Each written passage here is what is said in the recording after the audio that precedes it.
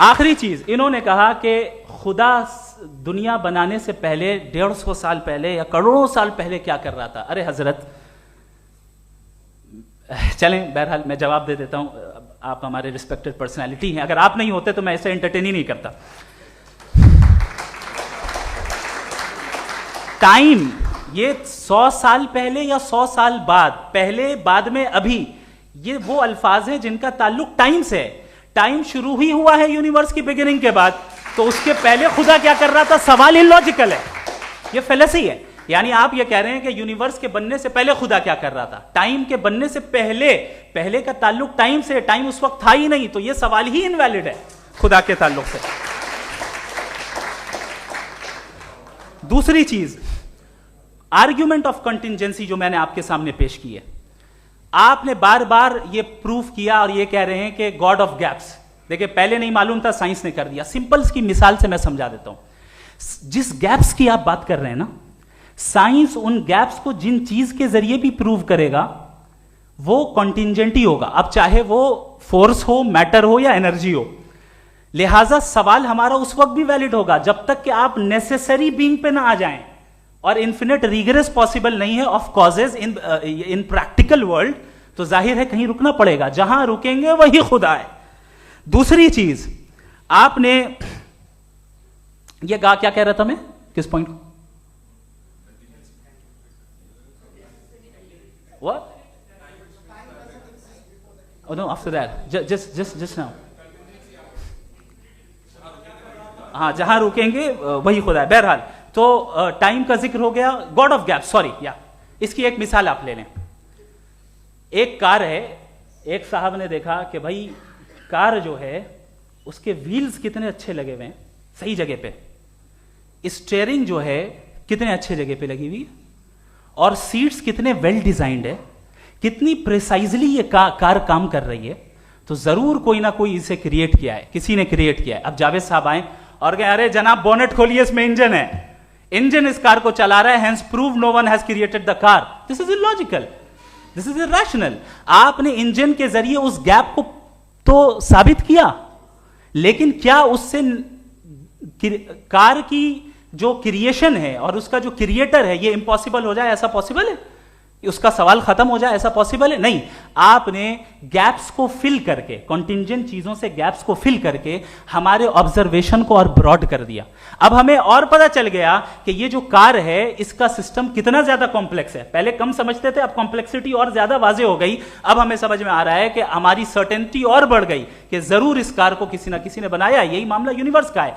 Science हमेशा physical world की चीजों को ही फिल करती जाएगी और फिजिकल चीजों से ही करती जाएगी, चूंकि एम्पेरिकल एविडेंस का ताल्लुक फिजिकल वर्ल्ड से है। आप साइंस के जरिए मेटाफिजिकल रियलिटी को कभी साबित नहीं कर सकते। ये रॉन्ग टूल का इस्तेमाल करना है। ये वही काम है कि आप मेटल डिटेक्टर से प्लास्टिक डिटेक्टर करने चलें, जो कि जाहिर है सही नहीं है। Thank you.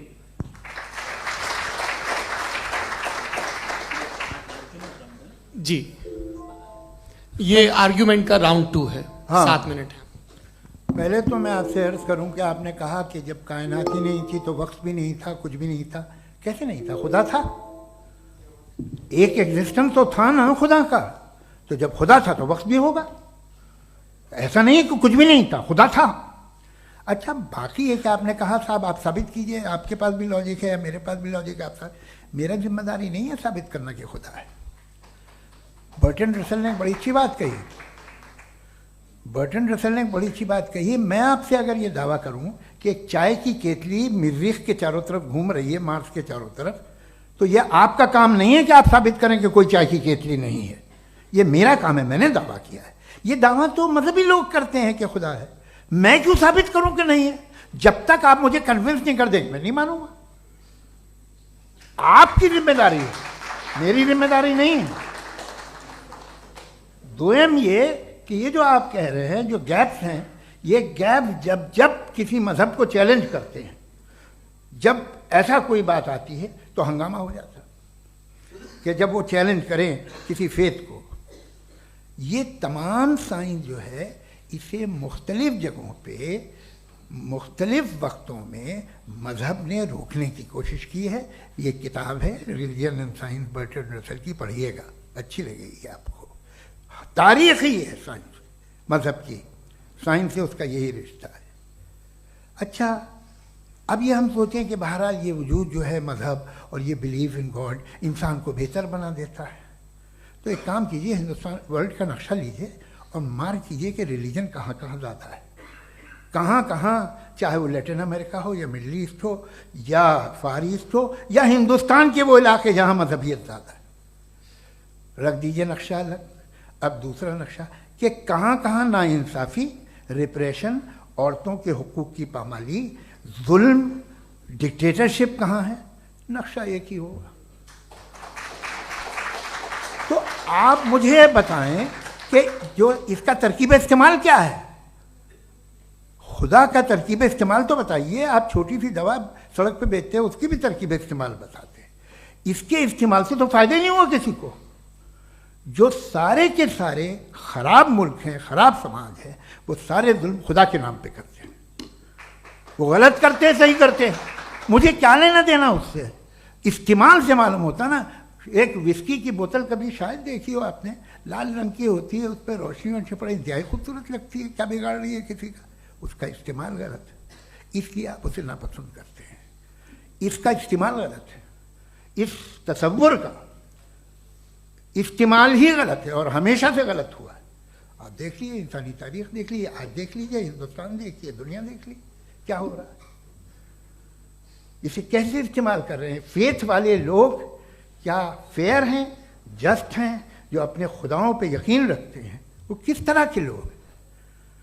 वो लोगों को इंसाफ देते हैं, वो बेहतर इंसान बने। तो इस दवा का फ़ायदा क्या है, चलो बहुत फ़ायदा हो रहा तो मैं इस्तेमाल कर लूँगा, मैं मुझे तो इस दवा का कोई फ़ायदा दिखता ही नहीं। मुझे तो ऐसा लगता, मैं एक और बात बताऊँ, अगर कोई आदमी मजहबी है और अच्छा आदमी है तो मैं उसकी बहुत इज्जत करता हूँ, इसलिए कि मेरा ख्याल है मजहबी आदमी का अच्छा होना मुझसे अच्छा होने से ज़्यादा मुश्किल है।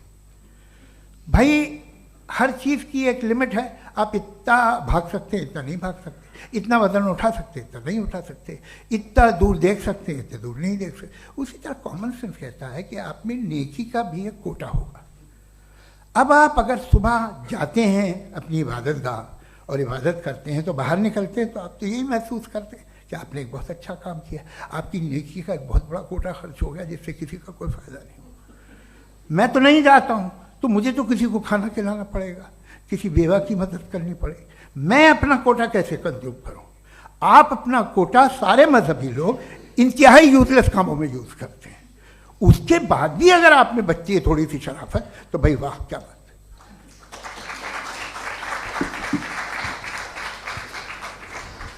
एक तो मुझे ये बात बहुत अच्छी लग रही है कि दोनों ही विद्वान समय को मानते हैं और बहुत समय से अपनी दलीलें और बाज़ दफ़ा समय से पहले अपनी तकरीरें पूरी करके अपनी अपनी कुर्सी पर बैठ रहे हैं। ये इस आर्ग्यूमेंट का राउंड 2 पूरा हुआ। अब रिबटल का राउंड 2 है और उसके बाद क्रॉस एग्जामिनेशन होगा। नहीं, आपका आर्ग्यूमेंट हो गया सर। हमारे यहाँ स्कूल के सिलेबस में पंच परमेश्वर कहानी पढ़ाई जाती है, प्रेमचंद जी की लिखी हुई। आप निश्चिंत रहिए, आपके कोई राउंड में मिस नहीं होने दूंगा। रिबटल का राउंड 2, मुफ्ती शमाइल नदवी साहब।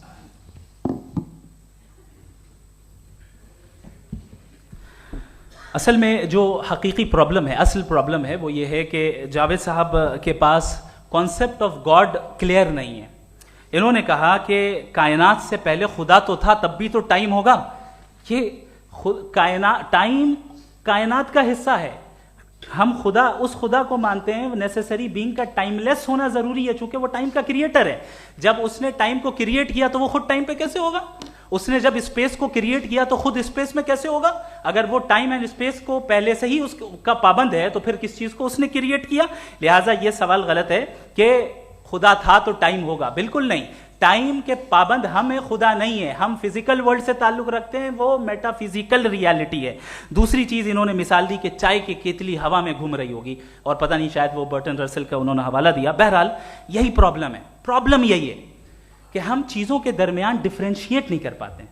ये जो आपने मिसाल दी ये इमेजिनेशन है, और मैं जो साबित कर रहा हूं वो लॉजिकल नेसेसिटी है। आप इमेजिन करने आए तो कुछ भी करें, जुपिटर में पिंक एलिफेंट होगा, यूनिकॉर्न होगा, करें, उससे कायनात पे क्या फर्क पड़ता है? उससे आप लॉजिकल नेसेसिटी साबित नहीं कर सकते। मैं तो उस प्राइम कॉज की बात कर रहा हूं, उस नेसेसरी बीइंग की बात कर रहा हूं जिसके बगैर इस कायनात का एग्जिस्टेंस मुमकिन नहीं है। दूसरी चीज, मजहब को साइंस चैलेंज करती है वगैरह वगैरह, ये हमारा टॉपिक ही नहीं है।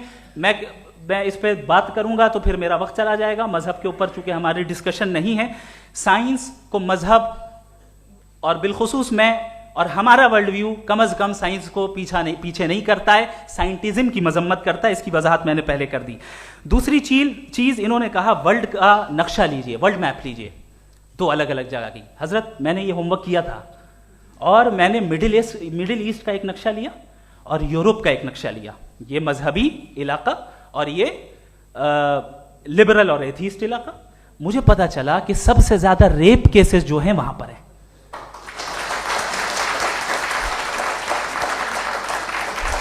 मुझे ये पता चला यूएन की रिपोर्ट के मुताबिक, मैं ये अपने घर से नहीं लेके आ रहा, कि जो वर्किंग वुमेन है यूरोपियन कंट्रीज में, उसमें 81% वुमेन सेक्सुअल हैरेसमेंट का वर्क में शुमार हो रही है। ये मिडिल ईस्ट में नहीं हो रहा है, वो मजहबी लोग हैं इसलिए नहीं हो रहा है। दूसरी चीज, आपने ये कहा कि मजहबी आदमी का अच्छा होना हमारे अच्छे होने से बहुत मुश्किल है, बहुत मुश्किल है। तो इसका मतलब यह है कि गॉड के अलावा आपके पास अच्छे और बुरे का कोई स्टैंडर्ड है। मैं चाहूंगा कि कन्वर्सेशनल स्टाइल वाली डिस्कशन और सेगमेंट पे इसी पे बात कर लेते हैं। Thank you very much.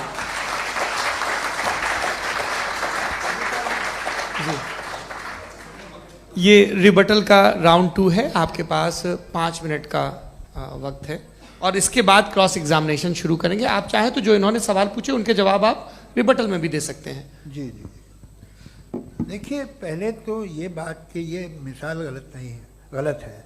इन्होंने पहले ही हमको डिसार्म कर दिया, कह लिया अकल से मामला सॉल्व नहीं हो सकता, लॉजिक से आप पहुंच नहीं सकते, ये एक मेटाफिजिकल चीज़ है। मेटाफिजिकल अजीब सा लफ्ज़ है, ठीक से किसी को माने नहीं मालूम इसके, तो ऐसा लगता है कुछ बड़ी चीज़ है। अरे भाई क्या होता है मेटाफिजिकल, बताओ, खड़ी हो। ये एक लफ्ज़ है जो कहीं भी इस्तेमाल हो जाता है। जब आप एक बात कर रहे हैं और आप मुझसे बहस कर रहे हैं तो मुझे मेटाफिजिकल मत बताइए, आप लॉजिकली मुझे प्रूफ किए। और अगर लॉजिकली आप नहीं बात करते साहब ये मेटाफिजिकल है, तो फिर हम आप बात क्या कर रहे हैं? मेरा आपका किस ज़बान में कॉन्वर्सेशन होगा? और ये कहना कि वक्त पहले नहीं था, तो फिर क्यों कहते हैं ये हमेशा से और हमेशा रहेगा? हमेशा वक्त है, तो आप कैसे कहते हैं वो हमेशा से है और हमेशा रहेगा? हमेशा का मतलब है कोई वक्त, अगर वक्त ही नहीं है तो हमेशा कैसे? बाहर वो रहेगा। अब मैं ये देखता हूँ, आपने कहा ना कि वहाँ रेप ज़्यादा होते हैं, तो हम एक बात देखते हैं कि ये दुनिया जिस पे वो कादर मुतलक है, जिसकी मर्ज़ी के बगैर पत्ता भी नहीं हिलता, ओमनीपोटेंट है, ये दुनिया चल कैसे रही है? और इस दुनिया का हाल क्या है? 45,000 बच्चे जो 10 साल की उम्र से कम थे वो गाजा में मरे। भूख से काला हांडी में बच्चे मरते हैं और डिप्थेरिया से मरते हैं। डिप्थेरिया अजीब मर्ज है, गले में जाली बनना शुरू होती है, बच्चा नीला हो जाता है, गरीब का बच्चा, इसलिए कि उपास इलाज में। ये कादर मुतलक है जो चाहे कर दे, इससे आप दुआएं मांगते हैं हमारी ये काम कर दे वो कर दे, तो इसका मतलब डे टू डे लाइफ में वो इंटरफेयर करता है और ये देख रहा है वो। अगर वो वाकई भी है फॉर डिस्कशन सेक, तो मैं जब दुनिया देखता हूं तो मेरे दिल में उसके लिए कोई इज्जत नहीं पैदा होती। ये क्या कर रहे हो तुम पूरे ऑल पावरफुल हो, ओमनीपोटेंट हो, ओमनी प्रेजेंट हो। तुम तो वहां गाजा में रहे होगे ना, तुम हर जगह हो। तुम देख रहे थे कि बच्चे की कैसे धज्जियां उड़ रही, तुम देख रहे थे और तुम चाहते हो मैं तुम्हारी परस्तिश करूंगा, तुम हो भी। अरे यार, इसके अच्छे तो हमारे चीफ प्राइम मिनिस्टर हैं, कुछ तो ख्याल करते हैं।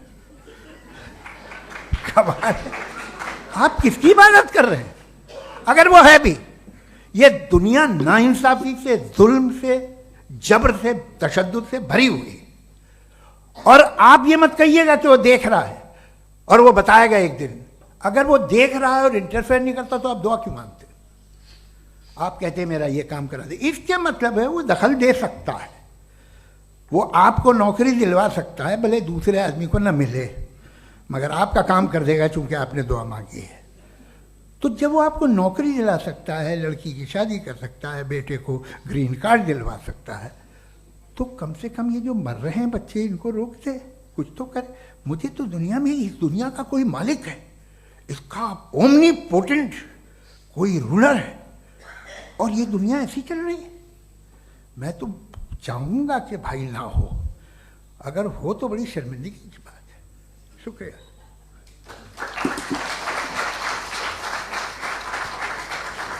देवियों और सज्जनों, इस बहस के 2 राउंड और 2 रिबटल पूरे हो चुके हैं। अब सबसे ज़रूरी और सबसे मुश्किल राउंड शुरू हो रहा है, क्रॉस एग्जामिनेशन का। अब इन विद्वानों की सज्जनता की एक परख भी होगी, और वक्त हमने 16 मिनट का तय किया है। पहला सवाल आप पूछना चाहेंगे? जी बिल्कुल। पहले बोले भी आपके आप माइक ले लीजिएगा हाथ में, ये नीचे से ऑन जी। मैं बोलता हूँ, ये डायस हटा सकते हैं क्या हम थोड़ा क्विकली? डायस पीछे कर दीजिए बस थोड़ा सा, है, ताकि ये जो दाएं बाएं लोग बैठे हैं, इसे हटा दीजिए। अब हम वहाँ तो जाने वाले नहीं, आराम से आराम से, आराम से। दोनों तरफ से हटा दीजिए।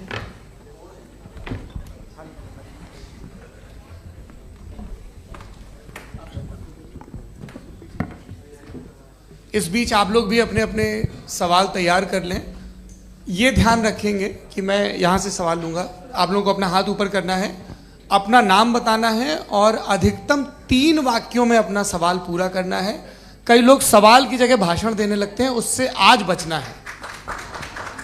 जी मुफ्ती साहब, पहला सवाल आपका, 16 मिनट हैं, हम दोनों लोगों के सवाल लेंगे। जी जी, बहुत शुक्रिया। आपकी जो अभी बात हुई बहुत अहम थी, मैं इसको चाहूँगा कि आगे डिस्कस करूँ, लेकिन चूँकि अभी ये वो सेगमेंट है क्रॉस एग्जामिनेशन, तो सबसे पहला सवाल आपसे ये है कि जो मैं इतनी देर से कॉन्टिंजेंसी आर्ग्यूमेंट आपको बता रहा था, ये अकल से ही बता रहा था हजरत, आप ये बताएं कि आप इन्फिनिट रिग्रेस ऑफ कॉजेस को पॉसिबल मानते हैं या नेसेसरी बीइंग के एग्जिस्टेंस को सही समझते हैं? चूंकि 2 ही ऑप्शन हो सकता है, आप ये बताएं। देखिए, आपको मैं ईमानदारी से बात करूं, एक तो मैं कॉन्टिजेंसी वर्ड ठीक से समझता हूँ, और इस वक्त भी जो आपने अंग्रेजी के अल्फाज इस्तेमाल किए वो ज़रा थोड़े से मुझे डिफ़िकल्ट और कॉम्प्लिकेटेड लगे, तो आप ज़रा सिंपल ज़बान में सवाल कर सकते हैं? बिल्कुल कर सकता हूँ जी। यूनिवर्स की हर चीज कॉन्टिंजेंट होने का मतलब यह है कि वो अपने एग्जिस्टेंस में किसी के ऊपर डिपेंडेड है। जो भी चीज डिपेंडेड होगी वो चीज इंडिपेंडेंट नहीं हो सकती, तो उसका कोई ना कोई कॉज होगा। तो अब आप क्या समझते हैं कि ये इन्फिनिट रिग्रेस है, यानी कॉज पर कॉज, कॉज पर कॉज, कॉज पर कॉज, और कभी कोई यानी ये एंडलेसली चलता रहा? क्योंकि अगर ऐसा होगा तो हम तो एग्जिस्टेंस में आते ही नहीं। लॉजिकली ये मुत्तफक अलैह चीज है, मुत्तफक अलैह, अग्रीड अपॉन। इस पे हमने एग्री किया था कि मुश्किल शब्द आएगा तो अर्थ बताना पड़ेगा। तो इन्फिनिट रिग्रेस तो पॉसिबल नहीं है, तो कहीं ना कहीं आपको रुकना पड़ेगा ऐसे नेसेसरी बीइंग पर। नहीं, कोई जरूरत नहीं रुकने की। किसने कहा आप रुकना पड़ेगा? आप रुकते हैं खुदा पे, आप नहीं रुकते। आप कहते हैं वो हमेशा से, जब उस वक्त से जब वक्त नहीं था।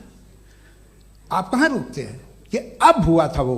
आप नहीं कहते। हम क्यों नहीं मान सकते कि यूनिवर्स जो है और बल्कि मल्टीवर्सेस जो है वो हमेशा से हैं, वो बनती है, बिगड़ती है। एक हमारे यहाँ एक चीज़ है ब्लैक होल, वो समेट लेता है वापस, फिर ब्लास्ट होता है, फिर फैल जाता है। और इसमें हमारी तो खैर कोई औकात ही नहीं है इंसान की। एक छोटे से ज़र्रे पे हम 50-60 साल की उम्र रखते हैं, जो करोड़ों अरबों साल की कायनात है उसमें, और पैदा भी नहायत ही बेहुदा वजह से हुए थे।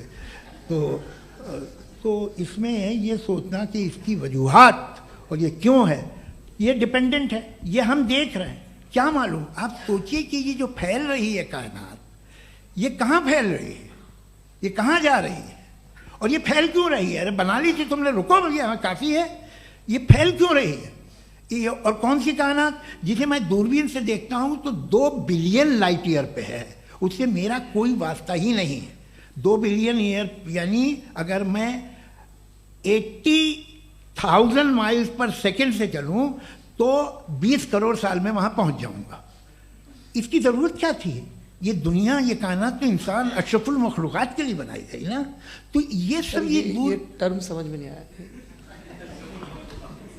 इसमें कोई खास समझने वाली बात थी भी नहीं। ये जो अल्टीमेट कहा यह जाता है कि ये जो पूरी यूनिवर्स है, ये जो दुनिया है, ये इंसान के लिए बनाई गई। अच्छा, ये सब इंसान के लिए। क्यों साहब, सही है ना? बिल्कुल, लेकिन इसका ये मतलब नहीं कि किसी चीज के पीछे रीजन आपको नहीं पता तो रीजन नहीं है, इसे कहते हैं नहीं, from limited perspective। मुझे नहीं पता, लेकिन मेरी जिम्मेदारी नहीं है। वो बिल्कुल सही कहा था उसने, बर्टन रसल ने। आपने उसे मजाक में टाल दिया कि भाई आप एक दावा कर रहे हैं, मैं क्यों कहूं कि ये गलत है दावा? आप प्रूफ कीजिए, मेरे पे जिम्मेदारी ही नहीं है, मैंने थोड़ी कहा है। आप प्रूफ कीजिए कि ये सही है। आप आर्ग्यूमेंट ऑफ कंटिंजेंसी आप का जवाब कोई ही नहीं दे सवाल रहे हैं। पूछना चाहेंगे? है? आप सवाल पूछना चाहेंगे मुफ्ती साहब से?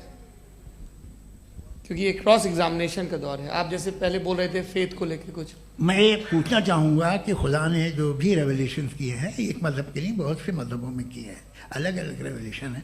कहीं कुछ एक बातें हैं, कॉन्ट्रडिक्शन भी है आपस में, कहीं कुछ आप कर सकते हैं, कहीं कुछ नहीं कर सकते। ऐसा नहीं है कि सबकी कोड ऑफ मॉरल एक है। तो ये किस्सा क्या है?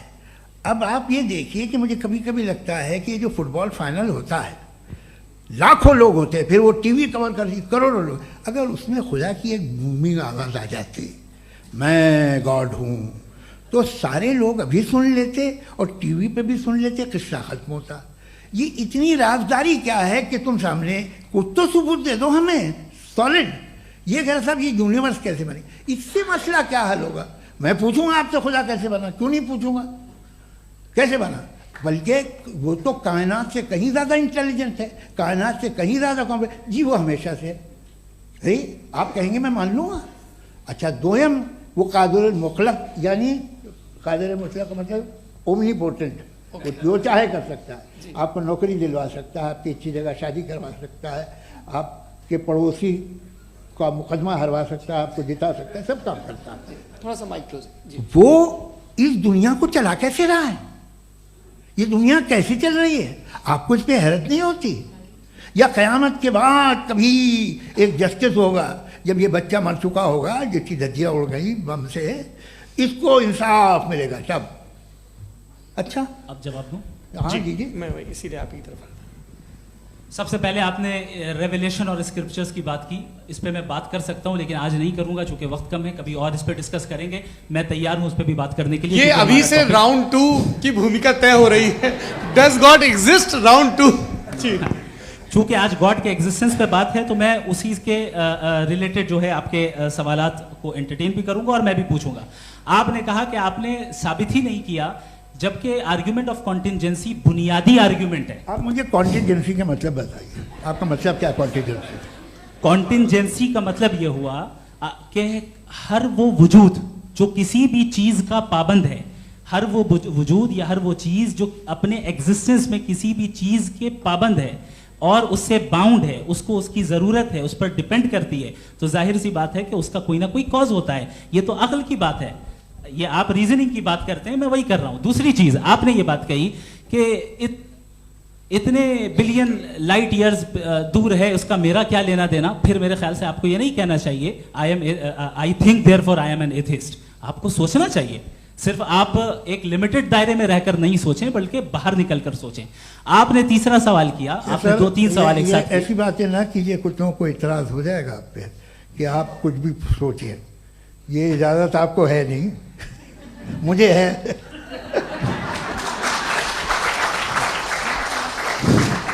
जी।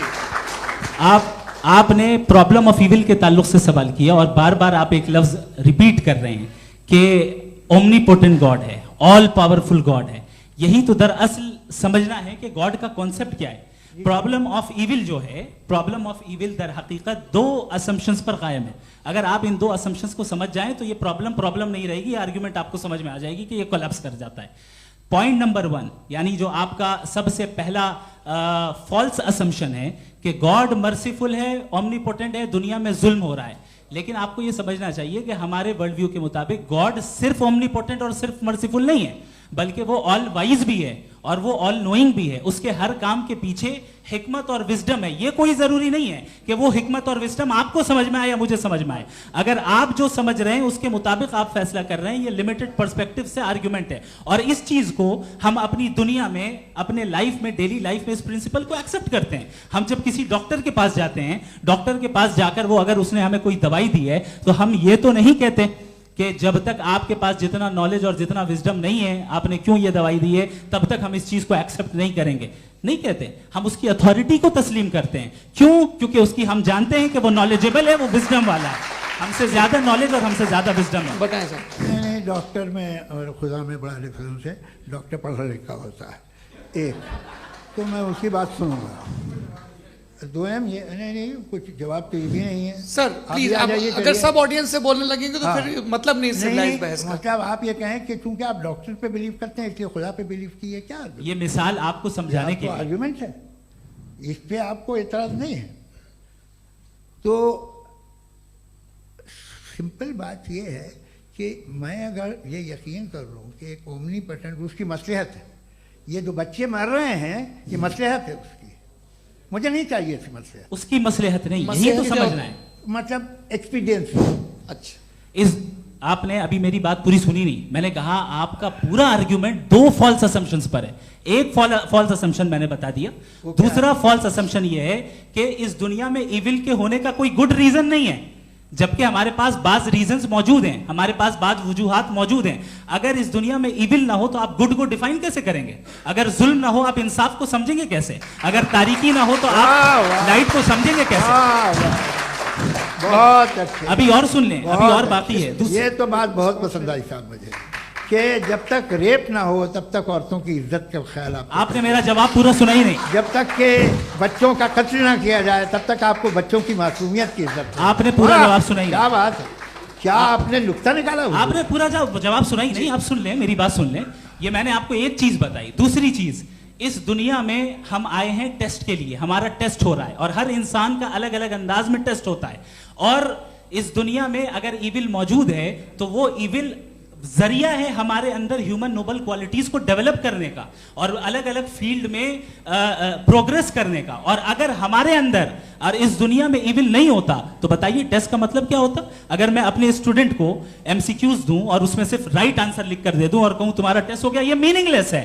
इस दुनिया में अगर हम टेस्ट के लिए आए हैं तो जाहिर है गुड एंड इविल दोनों मौजूद है। तो अगर गुड एंड इविल दोनों मौजूद है तो ये इविल भी खुदा का बनाया हुआ है? जी हाँ, खुदा का बनाया हुआ है। लेकिन अच्छा, चलो अच्छी बात। जी बिल्कुल, तो बिल्कुल खुदा ने बनाया। अभी तो ये है कि जो मेजॉरिटी है दुनिया में वो इविल है, तो ये खुदा एक्चुअली इविल के साइड पे लग रहा है मुझे। बिल्कुल भी नहीं, मैं बताता हूं। मेजॉरिटी में तो वो है।